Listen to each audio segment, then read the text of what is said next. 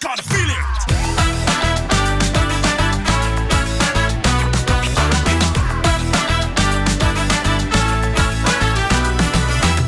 Bonjour à tous et bienvenue dans cette nouvelle émission Light Up. Je suis Cindy. Bon retour parmi nous à ceux qui ont l'habitude de nous regarder et qui sont abonnés à notre chaîne.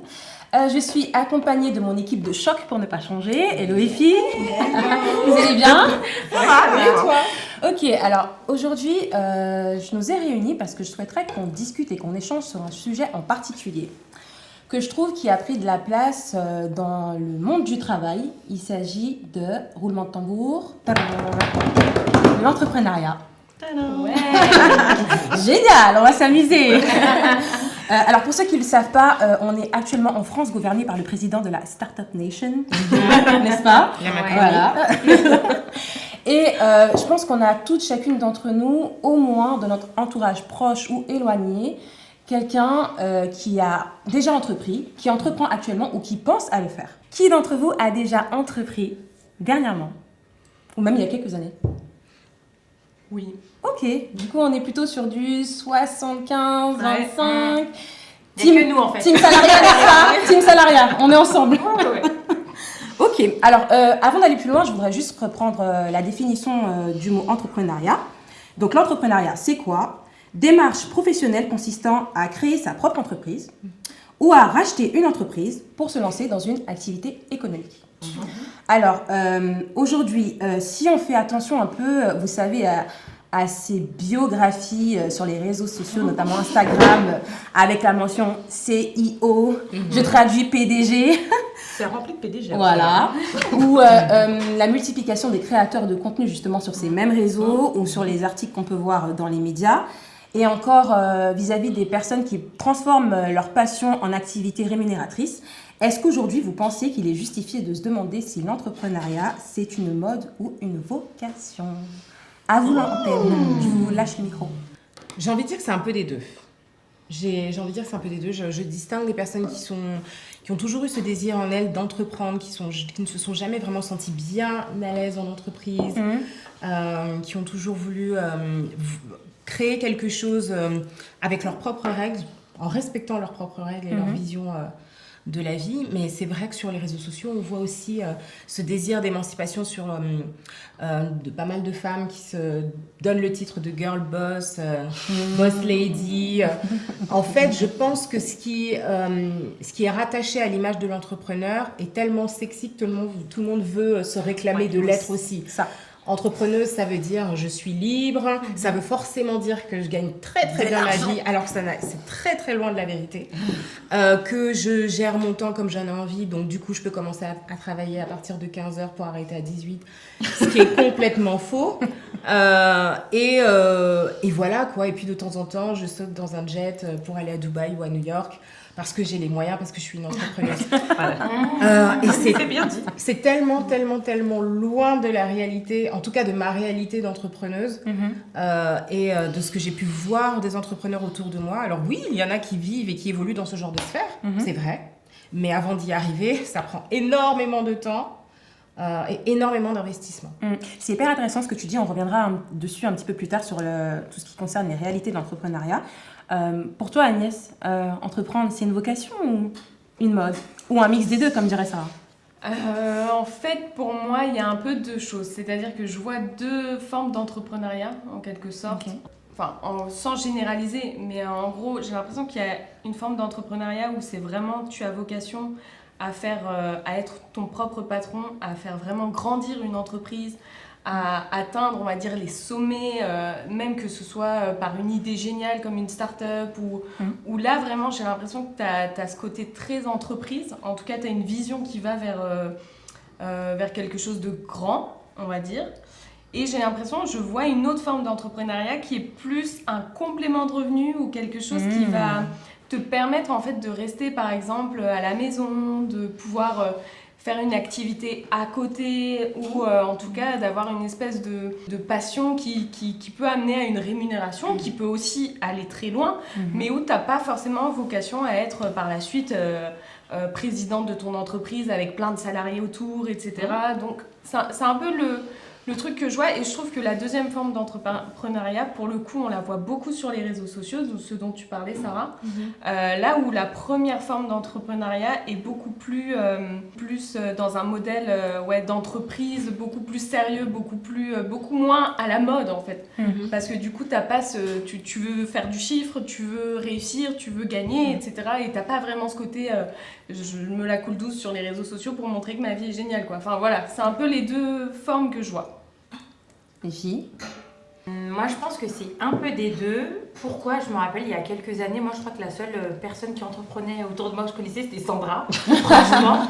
Après, je pense aussi que ça dépend du milieu, mais moi, c'est vrai que j'ai plutôt des gens qui sont dans le salariat autour de moi. Donc, par rapport à l'effet de mode, moi, je pense aussi que c'est par rapport au bouleversement aussi de la société. Je trouve que la société, il y a 10 ans et il y a maintenant, ça n'a rien à voir.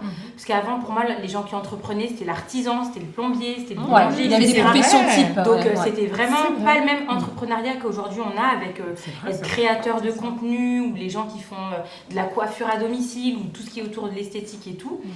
Et moi je pense que le fait que ce soit un phénomène de mode n'est pas qu'une mauvaise chose. Pourquoi?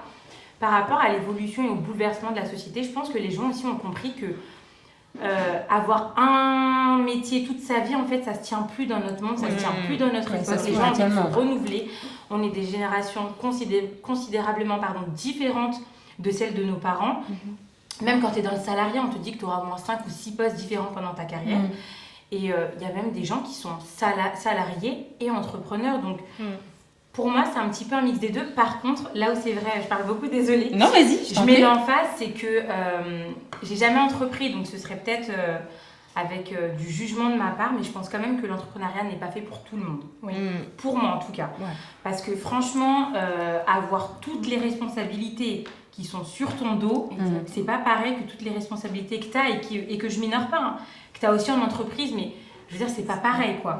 La réussite de ton entreprise, comme sa fermeture, quand ça repose sur toi, c'est pas le même stress, c'est pas le même investissement, c'est pas les mêmes responsabilités. Donc, je pense que tout le monde n'est pas fait pour ça. Il faut dédramatiser dessus, quoi. Je te regarde parce que je sais que je me doute que tu vas avoir quelque chose de très intéressant à dire. Ah non, mais écoute, je sais Et pas. il y a quand même une expérience. Mais pour moi, c'est un effet de mode. Voilà. Pour le coup, je vous La vie dis, tranchée que je recherchais autour de la table. Je vais être très tranchée. Pour moi, c'est clairement un effet de mode. Après, attention, effet de mode, encore une fois, pour moi, ce n'est pas toujours négatif. Parce que je sais que justement, moi, il y a 10 ans, quand j'entreprenais, il y avait un vrai mouvement justement pour sensibiliser à l'entrepreneuriat, surtout à l'entrepreneuriat féminin. Où justement, on voulait vraiment ouvrir en fait les perspectives aussi des femmes et leur dire qu'il y a plein de possibilités. Parce que, on en reparlera certainement, mais je pense que l'entrepreneuriat pour des femmes, c'est aussi une vraie possibilité de pouvoir s'épanouir dans une carrière, de pouvoir avoir un meilleur équilibre certainement en vie de famille et professionnelle également. Et moi, c'est un moyen auquel je crois. Donc c'est pour ça que j'équilibre quand je dis que c'est un effet de mode. Un effet de mode, pas forcément négatif. Mais après, il faut aussi voir qu'il y a de vrais effets négatifs à ça. C'est-à-dire qu'aujourd'hui, pour moi, les gens entreprennent parce que c'est fashion d'entreprendre.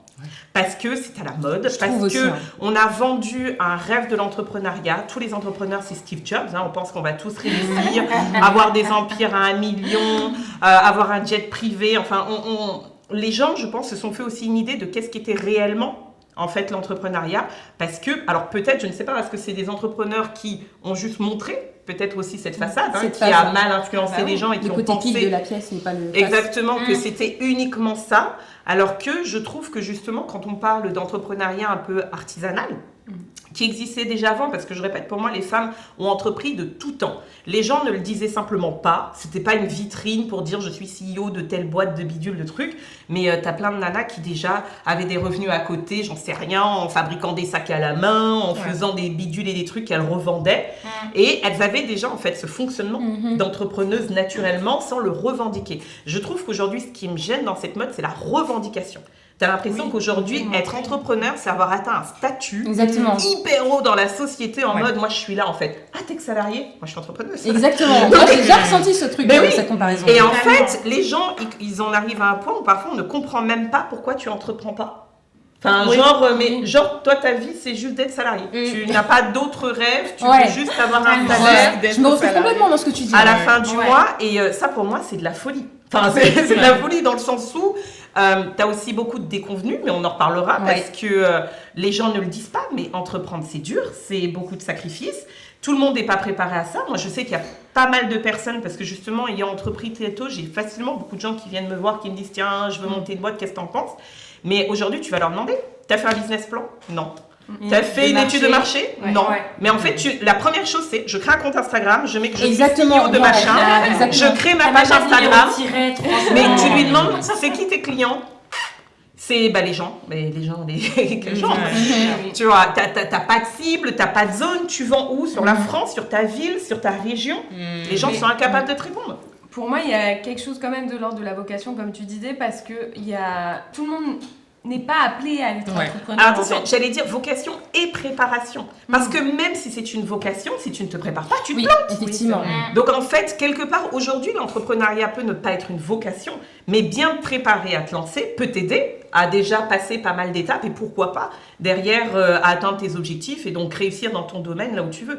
Mais sans préparation, si le seul truc que tu veux, c'est montrer que tu es le CEO de tel truc et que toi, tu es entrepreneuse, pour moi, c'est l'échec assuré. Mais justement, je rebondis sur ce que tu dis parce que à en croire justement ces personnes, les retours qu'on a de ces personnes qui entreprennent, ou du moins les retours en surface vraiment superficiels, on croirait que entreprendre c'est facile. Mais justement, je voudrais vous lancer sur les réalités de l'entrepreneuriat. Côté finance, côté discipline et temps d'adaptation, Ouais. et l'entourage. Qu'est-ce que vous pourriez me dire par rapport à ça, à moi qui suis plutôt de la team salariat, qui est pensé à une époque, qui est pensé à une époque à entreprendre, mais justement, si je venais vers vous, qu'est-ce que vous me diriez par rapport à ça, à ces réalités-là? Déjà, je te dirais, ne fais pas comme moi, économise 6 mois à 1 an C'est moi, un an de salaire. de salaire complet. Ouais, de salaire complet ou alors de charges fixes pour ta gestion c'est vrai. de chez toi, C'est vrai. pour te lancer, avant de te lancer.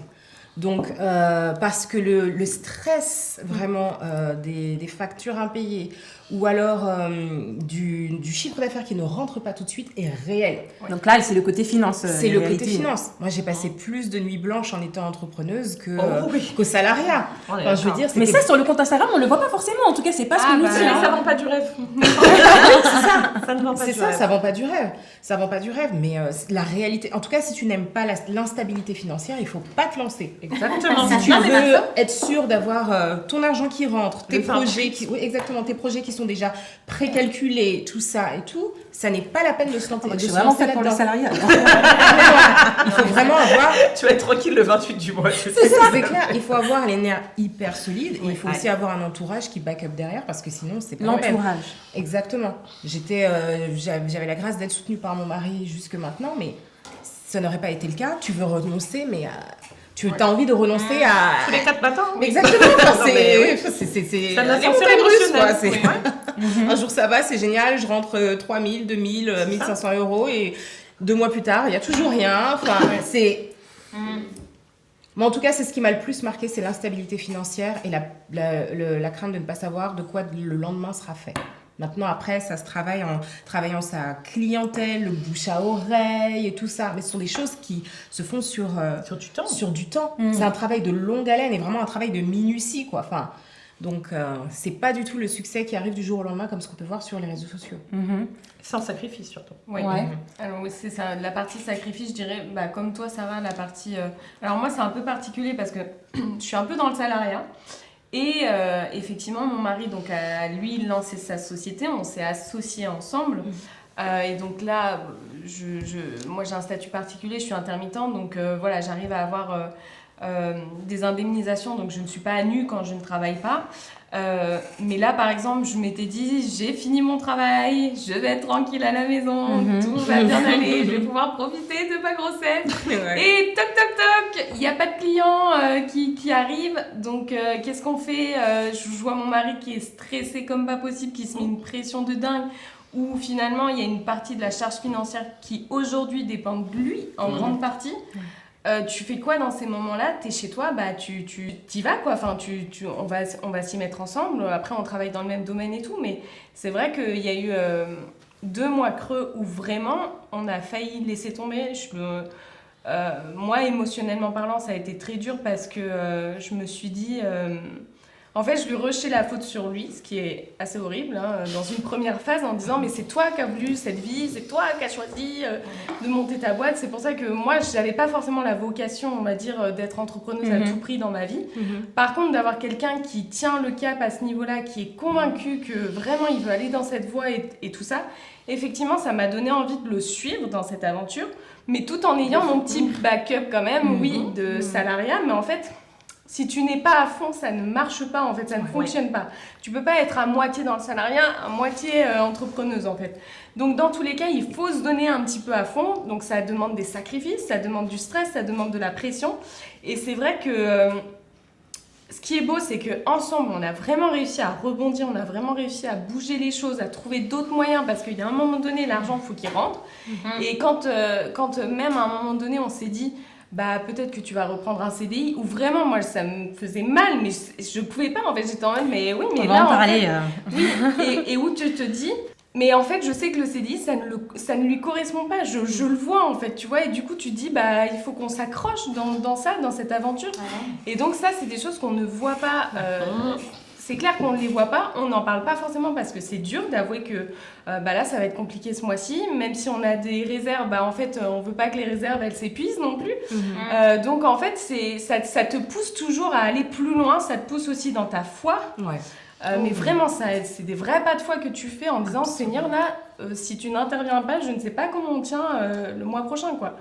Donc après c'est le mois d'après ça revient et du coup on est soulagé. C'est un peu en dents de scie comme on dit en fonction des saisons et des périodes. C'est un peu ce que disait Sarah, c'est-à-dire que vraiment les périodes de creux c'est des périodes où moi j'ai vu mon mari aller dans des choses down, tu vois, où tu dis mais je suis pas prête à ça. Genre pour ça. Ouais, le côté obscur de la fin. Oui, c'est ça. Et ta force, bien accrochée. Non, mais ça c'est vraiment dur à vivre. C'est vrai qu'on ne montre pas, quoique je trouve que ça se démocratise un peu plus. Les gens montrent de plus en plus un peu en mode behind the scene, leurs difficultés, ce par quoi ils passent, etc. et tout. Mais même si on le dit pas, pourtant eux les chiffres le disent. Je crois qu'en France, plus si c'est une boîte sur deux qui ferme au bout de 3 ans. Donc avant d'avoir un vrai bilan sur 3 ans qui te permet d'avoir des crédits, ce genre de choses. Il y a axe sur la longévité, sur le temps que ça prend, sur l'effort, je pense, et les sacrifices qui sont à faire. Et comme on est dans une société où tu penses que parce que tu as ouvert ta page Instagram, le lendemain, tu as un jet et tu peux t'acheter Verco, les gens se disent mais je comprends pas en fait. Et par contre, pour ceux pour qui c'est pas la vocation, je pense que là, c'est la douche froide de dingue. Parce que celui, je connais pas encore, mais je pense celui pour qui c'est la vocation, justement, comme tu disais, pour ton mari, il a peut-être encore l'espoir et la force nécessaire pour se dire non, je veux encore peut-être un trimestre de plus, une année de plus. Mais celui qui l'a fait par effet de mode, bah, il lâche l'affaire direct. Moi, vis-à-vis de ce que vous dites toutes les deux et même toutes les trois, je retrouve que vous mettez bien au centre l'importance d'avoir de la résilience. Mais aussi le rôle que joue le rôle que joue l'entourage pour nous. Donc qu'est-ce que tu pourrais alors moi je mets un petit bémol sur ça pour le coup sur l'entourage, c'est-à-dire que pour moi ce qui est important c'est vraiment l'entourage le plus proche. Vraiment comme l'a dit Sarah ou Agnès, pour moi si tu es en couple c'est le conjoint. C'est l'essentiel. Parce que, et quand je dis l'entourage le plus proche, parce que j'ai entendu trop d'entrepreneurs, mon entourage ne m'aide pas, on ne me donne pas de force, on machin. Non mais par contre, on va parler clair, il faut arrêter en fait. Toutes ces plaintes. Aujourd'hui, moi je connais plein d'entrepreneurs, je n'ai aucune obligation, je sais que ça va pas plaire parce qu'on se dit, je suis d'accord qu'il faut soutenir quand tu fais de l'entrepreneuriat, mais tu soutiens aussi une vision qui te correspond. C'est-à-dire, tu soutiens des produits qui te conviennent. Aujourd'hui, c'est pas parce que, j'en sais rien, un tel est mon frère. Un tel va vendre, je sais pas, du lait bio bidule, que moi, ça va me concerner ou que ça va m'intéresser. Et je trouve qu'aujourd'hui, j'ai vu trop de personnes, justement, se plaindre de, bah, j'en sais rien, moi, je suis photographe, un tel a choisi un autre photographe de mariage. Mais peut-être que le style de photo qu'il fait lui convient aussi plus, en fait. Il y a un moment, on n'est pas dans l'obligation, en fait, de uniquement acheter dans notre entourage parce qu'il s'est levé un matin et qu'il a décidé qu'il était photographe professionnel. Donc, je pense qu'aujourd'hui, moi, je mets avant tout déjà le conjoint, parce que le conjoint, c'est la personne dans la durée. Dans la durée, parce que je pense qu'il faut une personne, des fois, qui croit même plus à toi que toi-même. Oui, aussi. Dans le sens où, quand tu es entrepreneur, tu as des vrais moments de découragement. Tu as des vrais moments où tu te dis, mais qui m'a envoyé ici ? Mais qui m'a demandé de faire ça? Mais pourquoi est-ce que je peux pas juste faire comme tout le monde et aller chercher mon CDI? Et en fait, dans ces moments de doute, tu as besoin d'avoir une personne qui va te rappeler pourquoi tu fais ça en fait. Pourquoi tu es là et qui va te réanimer là-dessus. Et ça, pour moi, c'est avant tout le conjoint. Et honnêtement, c'est dur. Mais quand tu es célibataire, faut que tu aies les reins solides. Hein. Oui. Faut que tu aies les reins solides. Parce que pour moi, espérer ça de l'entourage, c'est être sûr d'avoir du découragement. Aujourd'hui, l'entourage, tu te lances dans quelque chose que souvent ils ne connaissent pas, qu'ils ne comprennent pas forcément.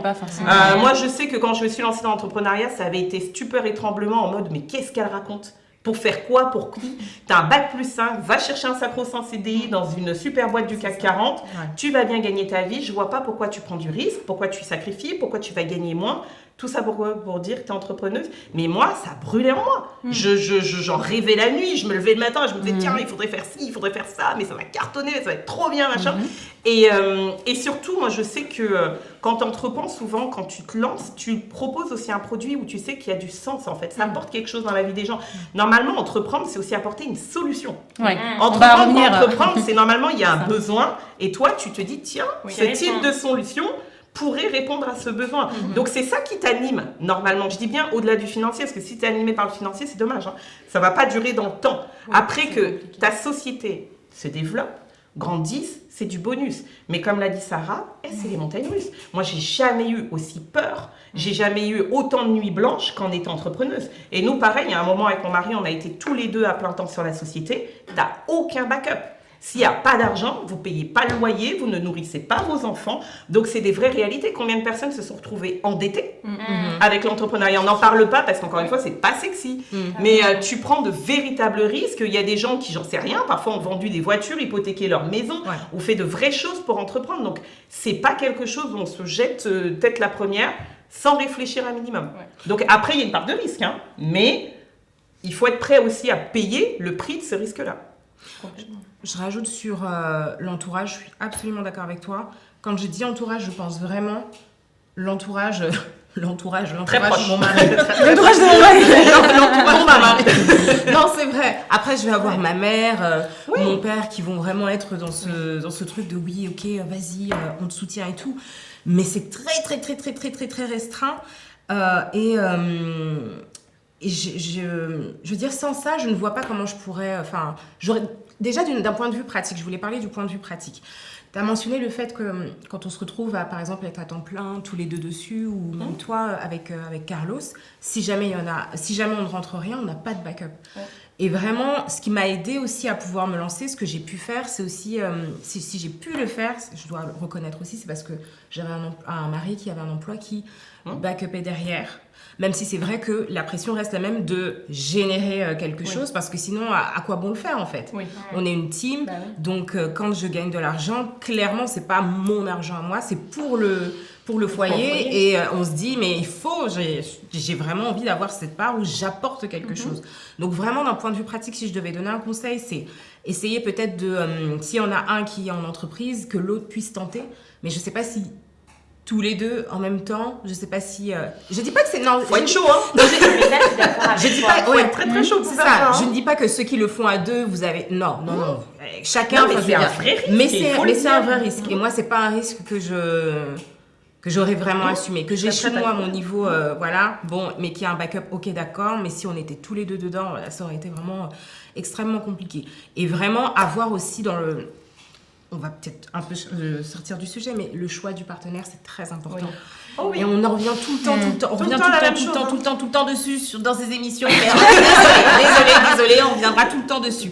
Mais le choix du partenaire est super important. Il y a des moments où tu as vraiment envie de lâcher l'affaire. Il y a des moments où tu te trouves nul, où tu te dis, mais à quoi bon? Enfin, je veux dire, ce que je propose, c'est nul. Ou alors des études que j'ai faites, elles sont nulles.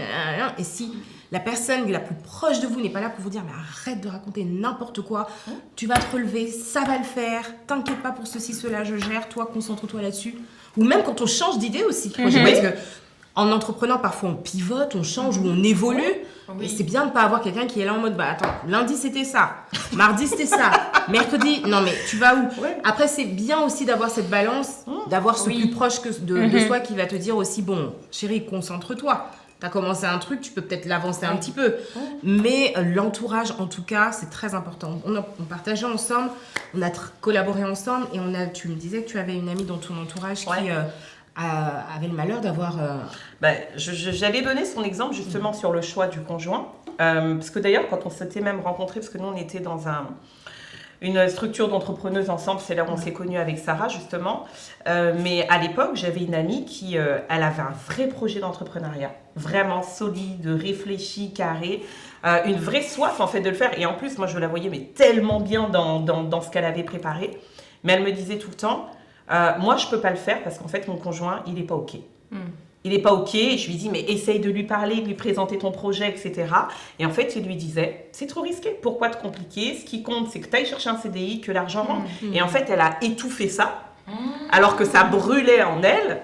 Je te caresse. En fait, désolée, je te coupe, je me dis, c'est quand même dingue que ton conjoint soit la personne qui croit le moins en toi. Et ça, c'est chaud. Parce que c'est même pas tant une question de risque. Non, mais je l'ignore parce que je connais pas. Non, mais sachant que son conjoint travaillait, avait un CDI et tout, tu vois. Voilà. Donc, Et puis, même si c'est pour une saison, parce que c'est peut-être pas le truc de toute une vie, mais si vous êtes assez stable pour et que ta femme, tu lui donnes, je sais pas, donne-lui 1 an, donne-lui 6 mois pour s'épanouir. Je trouve qu'en tant qu'homme, c'est waouh quoi. Ou même en tant que femme. Ouais, c'est dans les toucher deux sens. froidement comme ça ton épouse. Non, mais après, chaud, c'est hein. pas. Enfin, par exemple. Non, mais moi, pardon, vas-y. Non, mais je reviens sur ce que je disais tout à l'heure. Moi, par exemple, au bout d'un moment, quand je vois que vraiment il y a des difficultés, etc., je vais partir dans la panique, c'est-à-dire en mode fuite. Genre, tu fuis le combat, on va dire. Et donc, je vais avoir ma première réaction, parce que c'est vraiment une réaction, je pense, instinctive. Mais dans un deuxième temps, effectivement, je vais avoir ce côté plus booster, en fait, où je vais vraiment me dire, mais en fait, c'est ça et c'est pas autrement. Je sais que c'est sa vision, la vision qu'il a, elle est bonne. Et tu crois en lui. Et je crois en lui, Voilà. évidemment.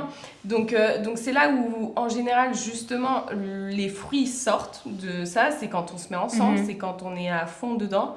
Après, moi, j'ai quand même un backup de mon statut. Donc, je veux dire, on n'est pas non plus... On se lance pas comme ça sans rien. Mais c'est vrai que oui, les moments où on a les meilleures idées, où on arrive à rebondir, c'est les moments où on est ensemble. Et quand il y a de la division, ça ne fonctionne pas parce que forcément... De toute façon, quand tu en as un qui entreprend dans le couple, pour moi, il faut que l'autre habite aussi cette vision.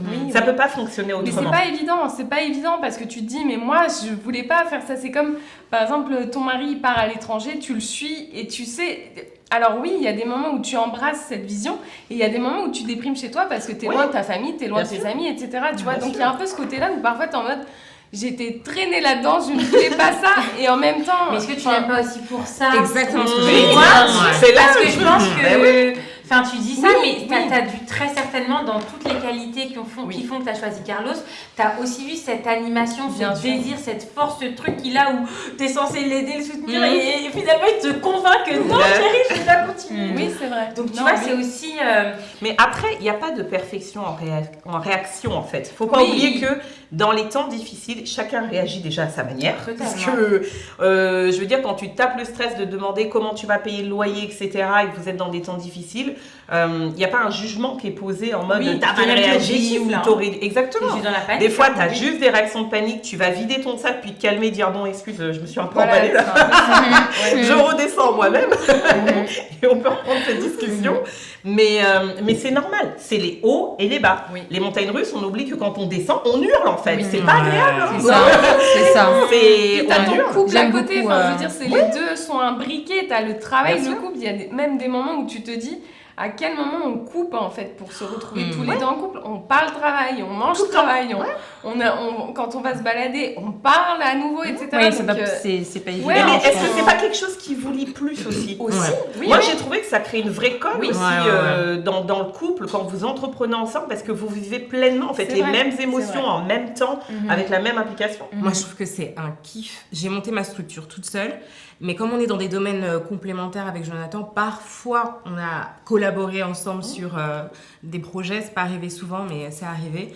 Et pour moi, je trouve que c'est un kiff de se dire je travaille. Vous faites partie des couples qui peuvent travailler ensemble, et les couples ne peuvent pas forcément travailler. Bon, moi, c'est ce que je dis. Après, lui, parce que lui, il est plutôt team. Moi, je veux séparer.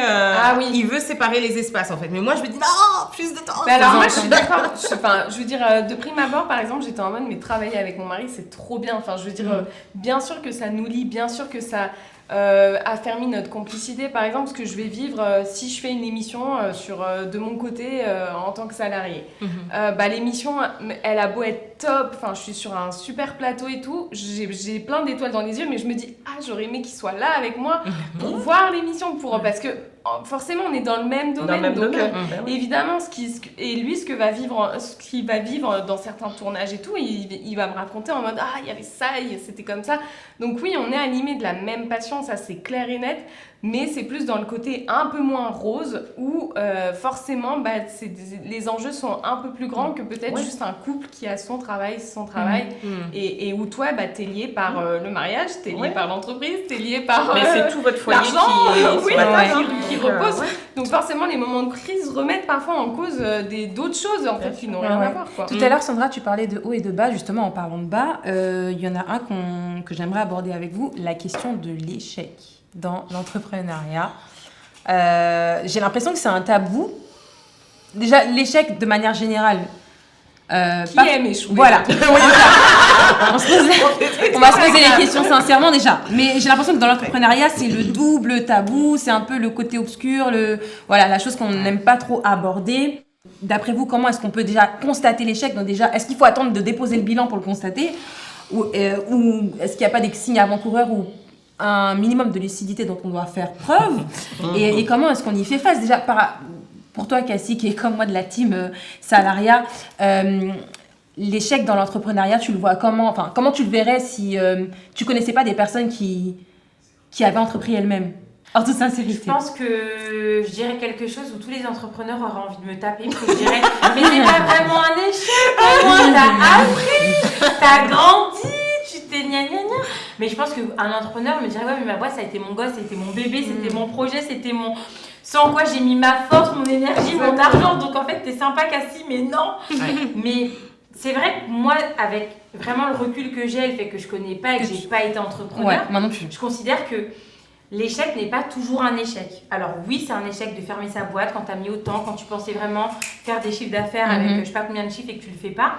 Mais je crois que les entrepreneurs, et ça aussi il y a des chiffres, souvent ils rebondissent. Oui. Donc il a fermé une boîte, idée. mais il en a ouvert une deuxième, une troisième, une cinquième. Et des fois même quand ils ont des success stories, tu le connais au bout de la 6e boîte, mais il dit non mais en fait c'est vrai. j'avais ouvert Je suis d'accord avec toi, c'est vrai. Tu vois. Donc bien sûr, ça, c'est avec le recul qui se le dit. Mais moi, si j'avais quelqu'un qui entreprend à côté de moi, je lui dirais, mais bon, je comprends que là, t'es pas très bien et tout, mais c'est pas un vrai échec. T'as appris tout ce que tu as fait, tout ce que tu as perdu, etc. Tu peux aussi le capitaliser d'une autre manière, tu vois. Et voilà, après, c'est parce que c'est ma vision de l'échec globalement. Globalement, que ce soit dans le travail ou dans plein d'autres domaines. Mais je peux comprendre que quand tu mets de ton temps, de ton énergie, que tu t'investis, que c'est presque un membre à part de ton corps, hein, ta boîte. Bah oui. Bah, tu le vis mal. Ça fait quelque et c'est chose. légitime et normal. Hein. C'est légitime, ouais. Personne n'aime échouer, hein, comme disait Agnès. Hein. Exactement. Ouais, Sandra, est-ce qu'il faut attendre de déposer le bilan pour constater ça? Si je donne de mon expérience, je comprends complètement ce que dit Cassie et je pense que de toute façon, une personne qui a vraiment une vocation d'entreprendre, c'est ce qu'il faut qu'elle se garde à l'esprit en fait. Après, en toute honnêteté, moi j'ai vécu l'échec de mon entreprise, mais comme une petite mort. Hein. Je veux dire, je vais pas édulcorer le truc, hein, puisqu'on met les trucs sur la table, on en parle clairement. Je l'ai vécu comme une petite mort. Je pense même que j'ai fait une micro-dépression après. D'accord. Donc j'en parle vraiment ouvertement. Parce qu'en fait, ce qu'il faut comprendre, c'est que ça a été un projet de 10 ans. Quasiment. C'est-à-dire pas que rien, 10 ans. ça m'a habité, on s'est rencontrés avec mon mari, je lui ai transmis cette vision, ça nous a animés tous les deux. Et pour moi, c'est vraiment mon premier bébé. C'est-à-dire que j'ai créé cette boîte avant même d'envisager de faire des enfants, avant toute notre énergie, elle est passée là-dedans. C'est du temps, c'est de l'argent, c'est une histoire aussi, parce que nous, quand on a commencé, moi je répète, à l'époque, on me prenait pour une folle. Donc on me disait, mais ton truc, c'est pour faire quoi, etc. Donc tes premières victoires, mais tu les as dans les larmes en fait, parce que vraiment, tu te dis, mais non, je suis pas folle. Ce qui m'animait, ça a du sens, aujourd'hui ça grandit, ça pousse, etc. Donc ça te rassure aussi de te dire, je suis pas juste complètement barrée. Il y avait une importance, il y avait une réponse à apporter et je l'ai faite en fait.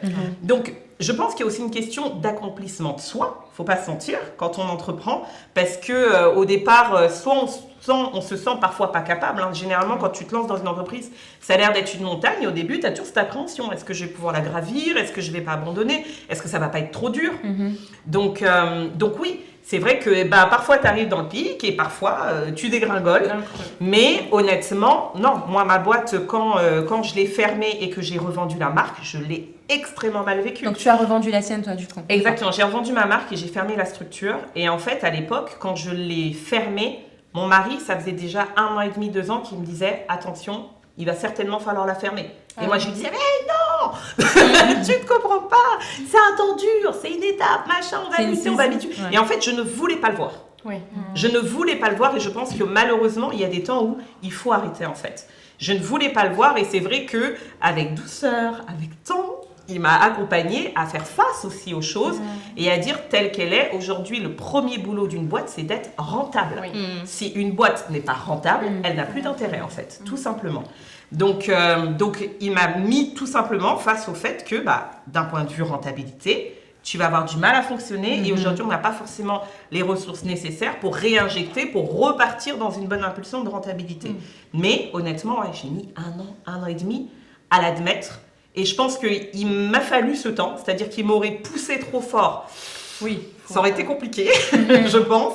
Et certainement que notre couple aurait pu en pâtir aussi. Parce que j'en aurais voulu de me dire non, je suis pas allée jusqu'au bout du truc, etc.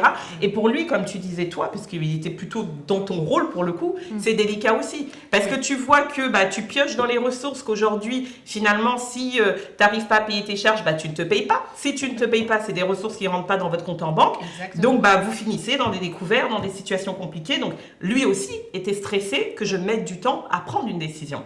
Oui, donc c'est une spirale, hein. C'est complètement une spirale, mais heureusement, dans la douceur, et puis moi, à un moment, t'es obligé de faire face... constater toi-même voilà. et d'accompagner. T'es obligé de faire face à la chose, et la décision a été actée, et ça a été fait dans la foulée.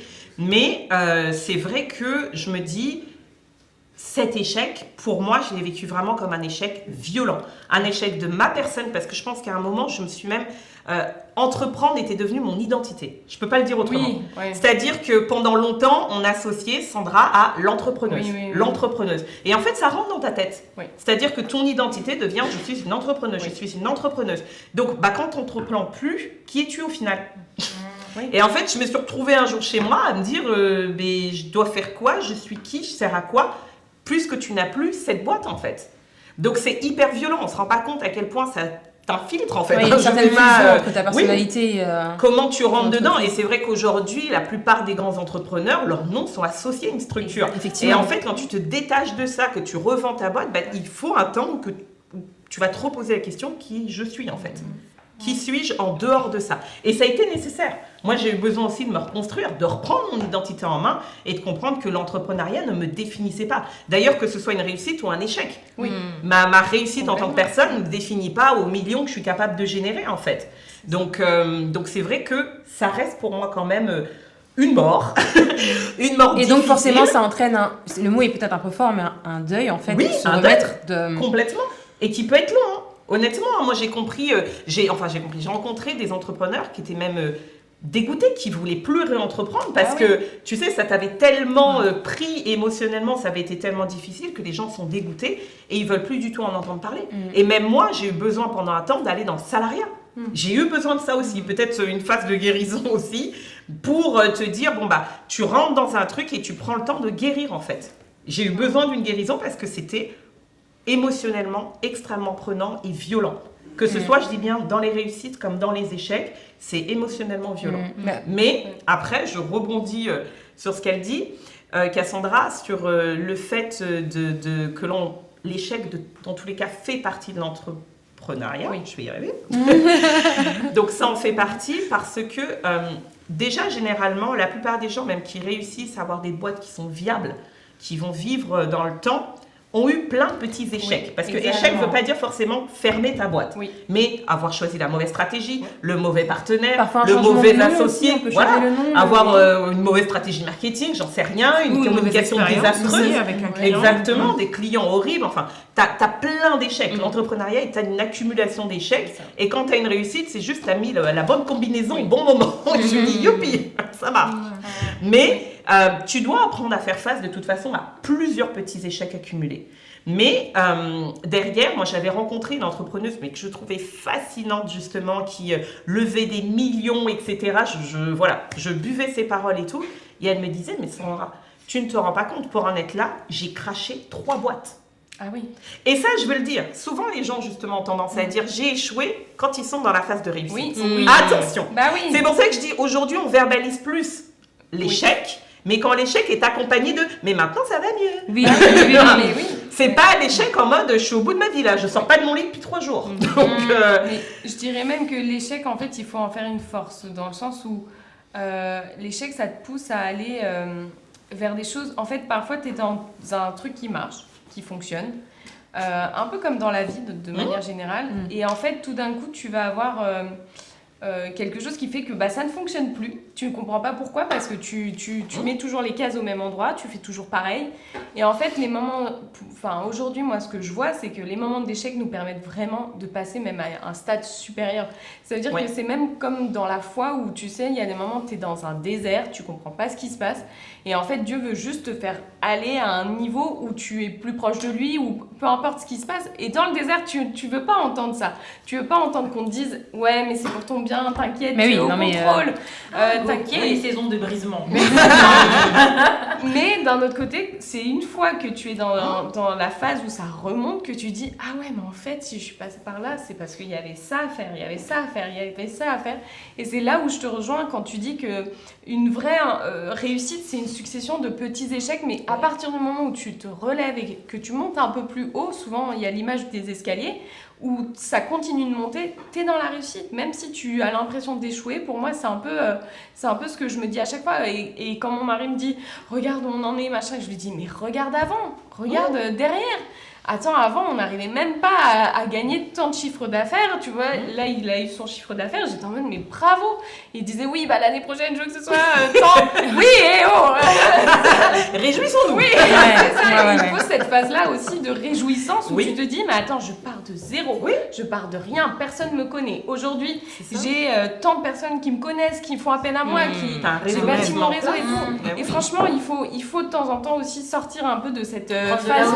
Oui. Et toutes ces petites victoires, elles sont importantes. Elles sont importantes. Moi, je me rappelle le premier gros chèque que j'ai ramené avec ma boîte, mais c'était mon mari qui était là. Mais tu te rends compte, chérie, c'est toi qui as produit ça. J'étais tellement fière. Et de voir la fierté aussi dans les yeux de la personne qui partage ta vie et qui t'a soutenu depuis l'idée, c'est ça, la prière, je fais un site internet, je vais m'immatriculer. Je rentre un chèque à 4 chiffres ou 5. 4, c'est 4. Bientôt 5.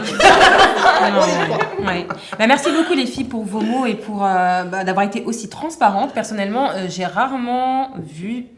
Je regarde pas non plus énormément de contenu sur le sujet, mais quand j'en vois, c'est vrai que c'est des choses assez furtives qui passent assez vite et on parle beaucoup du succès ou alors de l'échec quand le succès est présenté juste derrière. Donc merci beaucoup pour votre transparence. Je pense que ça servira à d'autres personnes que moi-même ou que Cassie, si je peux oser dire que nous. Par contre, si vous auriez un dernier conseil à donner juste rapidement, chacune en 1 minute, qu'est-ce que vous pourriez dire à quelqu'un qui se demande s'il devrait se lancer? Alors, mon conseil serait de bien bétonner votre assise financière avant de vous lancer. Soyez sûr d'avoir économisé plusieurs mois, 3 à 6 mois, voire 1 an même, j'en ai vu pour certains entrepreneurs, de charges fixes couvertes, ou alors au moins de salaire, d'équivalence de votre salaire précédent sur une année pour être sûr que vous entreprenez et vous lancez sereinement. Voilà, pour voir venir, pour vraiment tester l'idée à fond, voilà, avec le moins de stress possible, même si c'est pas possible de ne pas avoir de stress. Et de bien sûr, c'est sûr. Il est nécessaire pour se dépasser en plus le stress. C'est un bon stress. Mais tu vois, j'aime parce que justement, le conseil que tu donnes sur les finances, c'est un conseil qui vient d'un échec, d'une expérience où tu te dis, si c'était à refaire, cette fois-ci, je le ferais différemment. Voilà. Donc, tu vois aussi l'utilité quelque part que tu as justement dans cet échec parce que tu en retires quand même quelque chose. Et tu apprends pour faire différemment les choses. Qu'est-ce que tu dirais, Agnès? Moi, je dirais à la lumière de ce que j'ai vu, même récemment, ces derniers mois, justement, c'est là où ça s'est passé, de me dire, allez-y à fond, en fait. C'est dans le sens où tu peux pas te lancer dans un projet et être tiède. Tu peux pas, même la part du conjoint, où moi vraiment j'ai réalisé qu'il fallait que j'arrête d'être juste là pour... Enfin, je sais pas comment dire, mais d'être... en fait, de l'accompagner là-dedans, en fait. C'est-à-dire d'être une cheerleadeuse quand il a besoin, d'apporter ma compétence aussi, et vraiment de m'y mettre aussi, et de me dire, ok, c'était pas ma vocation première, mais je veux y croire, et je veux aussi que ce soit notre réussite aussi. Mais voilà, donc je dirais d'y aller à fond, et de pas avoir cette hésitation de est-ce que je me lance encore ou pas, si t'as l'idée, si tu sais que, comme tu disais, tu réponds à un besoin, voilà, de se donner, et puis c'est à un moment ça paye en fait. Ton conseil, Sandra, si tu en as un, enfin, tu en as déjà beau te donner. Juste rajouter, il faut y croire parce que personne n'y croira pour toi. Exactement. Oui. Moi j'insiste dessus. Ou Dieu, hein. Ah oui, non, mais si toi-même t'y crois pas, de toute façon personne n'y croira pour toi. Moi le conseil, c'est juste te dire les études de marché, les business plans, c'est toujours d'actualité, les gars. À ne pas négliger. Des conseils que j'allais donner. Voilà, ce bon, n'est je pas vais te poser la périmé. question autrement alors. Je te poserai la question autrement. C'est toujours d'actualité, donc faites-les, préparez-vous. Moi, c'est juste se préparer. Une fois que la préparation, et ça prend du temps, hein, franchement, honnêtement, avec du recul, je crois qu'à partir du moment où j'ai eu l'idée et je me suis concrètement lancée, j'ai créé ma boîte, j'ai passé 1 an. Ah oui. 1 an pour le business plan, pour l'étude de marché, et où je me suis fait accompagner par une structure. Aujourd'hui, tu as plein de structures qui accompagnent les entrepreneurs, qui les aident, qui aussi aident à avoir un retour d'entrepreneurs par rapport aux difficultés, donc ils te permettent aussi de te bétonner. Donc, faites-vous accompagner, mais la préparation, pour moi, elle est essentielle. Si vous voulez que ce soit durable, si vous voulez que derrière, en tout cas, vous ayez pu faire le tour de tous les pièges basiques, préparez-vous, ça vous évitera de vous cracher à 100 mètres alors que vous auriez pu faire 10 km avec, quoi. Et au moins, si on se crache malgré la préparation, on sait qu'au moins on aura été préparé. Et Exactement. Tu auras tout fait pour que ça marche. Et on aura au moins la méthode pour une prochaine fois si on se Exactement. relance. D'accord. Du coup, Cassie, je vais te poser la question autrement. Si je viens te voir et que je te dis que J'ai un truc tout fait. Mais si je viens te voir et que je te dis que je pense vraiment à entreprendre, j'en ai envie, que j'ai besoin d'un conseil, pas forcément d'expérience, mais un conseil sincère et avisé, qu'est-ce que tu me dirais? Moi déjà je t'encouragerais. Je suis quelqu'un. Parce que je sais que tu es une Voilà, cheerleader j'aime en encourager chef. les gens et tout. Mais moi je rejoins ce que j'allais dire, Sandra, en fait. J'ai pas entrepris, mais des fois parce que moi-même j'y pense. On y pense. En ce moment. J'y ai pensé plusieurs fois, j'y pense, et j'entends des gens autour de moi y penser, tout ça se démocratise.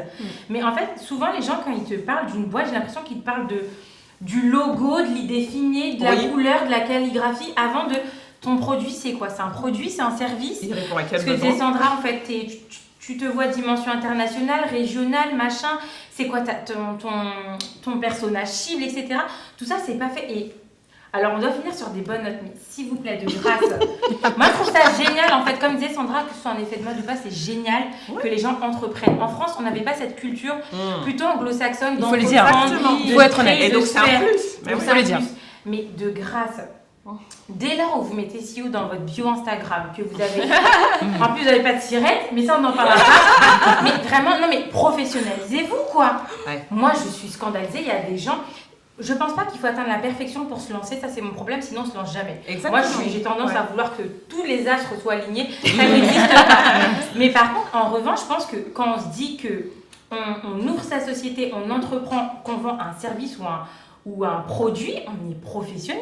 T'as des gens, et je dis pas que t'as des gens qui te reçoivent chez eux, qui ont un salon de coiffure chez eux, bien aménagé, propre, tu te crois au salon. Et c'est t'en as, professionnel.